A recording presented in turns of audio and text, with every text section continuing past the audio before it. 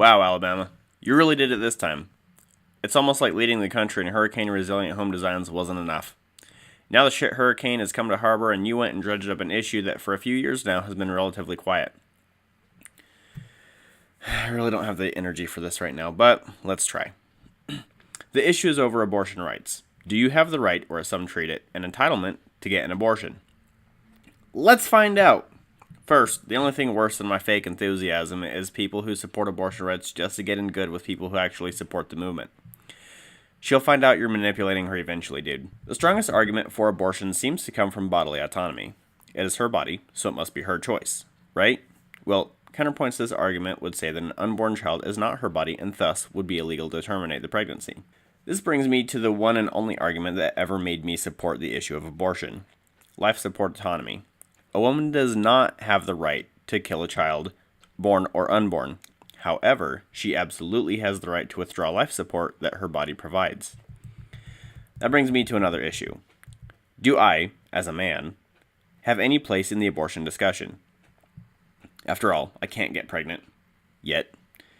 Which brings me to an interesting tangent. Liberals argue that a man cannot have an opinion on abortion because he can't get pregnant, but they will allow the so-called wombless women, the born male transitioning to female transgenders, to have an opinion on abortion. Conversely, female to male transgenders are also allowed to have an opinion on the issue. But me, looking even remotely heterosexual, I am not allowed to have one, according to their logic. So, do I have a place in this discussion? Yes. Men are more built for jobs like war. So if women are allowed to have opinions on things like that, then men should absolutely be allowed to have an opinion on women's issues. That isn't to say our opinion should necessarily hold the same weight, but it should be factored. I think every man is acutely aware of the fact that he cannot have a child, and he could have been aborted.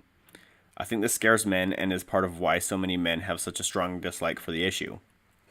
It isn't a religious argument. It is a deeply personal comprehension of one's own existence, which has been reskinned as the will of God because counterintuitively, the will of God is easier to understand. I know I could have been aborted and would not exist. Some of you watching this would probably prefer that, so I can't be here to give you the uncomfortable truth or disagree with you. But I wasn't, and I'm glad I exist. Most men also appreciate existing. But we also have a place in this discussion, because while abortion looks like a simple matter of rights for the individual, it also has a much larger, more complicated societal issue. Allowing abortions prevents lives from existing. This has implications for our entire civilization because every baby born is one less brilliant mind working on national problems, one less pair of hands holding a rifle against our enemies, or making something useful for the needy. But that's not the entire picture either. Every baby born is a boat space filled. If a boat space is filled too early, other lives may be prevented. Kids are expensive, and if a couple has one too early, the cost could prevent economic success later on, preventing the family from being able to support reproductive growth. It takes money to make money, after all. This brings me to yet another point. If you're against abortion, you better be heinously against men who walk out. About 31% of all abortions are performed because the father is not financially supporting the pregnant woman. What kind of society do we live in where the solution to pregnancy is for women is to terminate, and the solution of pregnancy for men is to simply walk out? Where have we as a people gone wrong so badly that men simply leave when the woman gets pregnant? Women are not your playthings, men. They are people too, who have don't worry, I'll be fine. Unlike Alabama, who's getting ripped to shreds right now, politically speaking. Anyway, women are people too. And women are also at a disproportionate disadvantage economically speaking because of their ability to get pregnant. The agreed equalizer to this issue is abortion. And if you are against it, you need to hold your fellow men accountable for their actions and convince them to stick with their partners. We need more involved fathers anyway. Many racial groups suffer disproportionately from loss of father figures because of the way we educate, then prosecute the people in our country. While this meme is hilarious, a strong case can be made for the fact that one of the driving factors for abortions is men going to prison.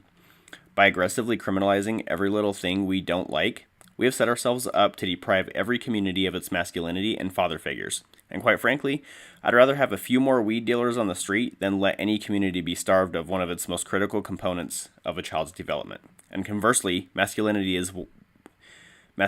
in one community always bleeds into another. But the fewer involved men we have, the weaker this bleed through is. Even if we can agree that certain crimes are more common among minority groups, I would rather lash a man in the public square and send him home at the end of the day than take him from his family, starving the children of a role model and a provider, just because I disagree with the way he decided to run his life. Obviously, something should be done about people who sell hard drugs, but obviously, our current system is not only impotent, but it's hurting America in other ways. If you're against abortion, nearly a third of them can be stopped simply by educating and freeing our men. There should be just as much outcry for males who abandon families as there is for women who terminate them. No matter how you feel about abortion, you should hate men who walk out, because they are a big pain for both sides.